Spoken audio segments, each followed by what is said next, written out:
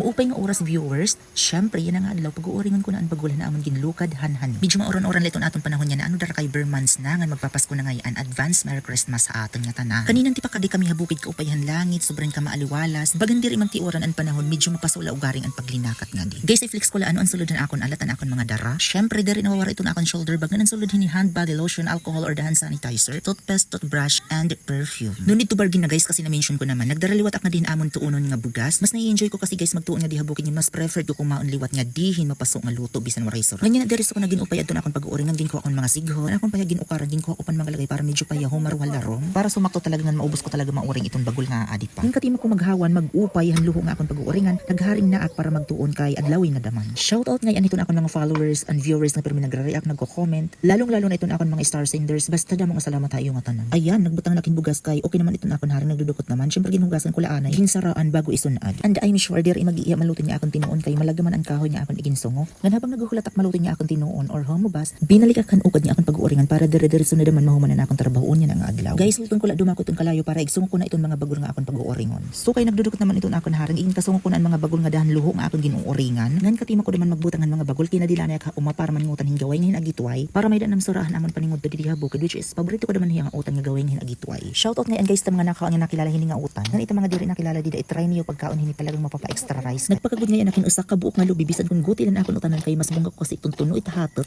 Syempre ito naman ginamit nga kaguran nga di palwahin lubi. Then afterwards kaluton amon utan diretso na kami nangaon na ningud to. Adi man na amon dara nga surati kang habariyo bulad nga hin corn beef amon gingisa nga di. Nagpakuha liwat akin siluton akon uman kun kay marasa itong sabaw hin silot inumon di habukid. Aside lahiton marasa ngan magana kumaon itong sugad nga setup. Saktong-sakto kati man naman mga unan amon paningud to. Papas na daman ang kalayo don akon ginuuringan pwede ko na daman liwat hiya pagtagbunan. Iton akon ngayon igin bawbasan ko hiya pagtagbunan upak hin saging. Iton upak ngayon kasi hin saging pag nadadangdang hiya or nagpapaso nagmo-moist hiya nga nagtuturo itong iya extra. So itong bagol nga may ada pa kalayo or baga diri na niya kailangan pagsubat ning tubig kay napaparang naman hiya. Hit igin tuturo nga tubig tikang hit upak hit saging. So kayo man namak magbutang himang upak hin saging pagbubutangan ko na yan na hiyahing kahoy para pitakabangil na daman hiya. Hit akon pinaka-final nga igtatawbin nga dahon lagi apin saging. Pwede daman igtawb itong dahon ni anahaw kun ano itong available nga do kain. Katima ko pagtahubin dahon ning saging nagukad na makin lagay para igtatagbo ni tagliligid nga inaagian hiton singaw hiton aso para diri masunog iton akon ginuuring. So sa nin bayani mo talaga i-double check to make sure nga waray talaga nagawas nga aso para diri masunog or magin-abo iton imo ginuuring. So that's all for today's video guys. Thank you so much for watching.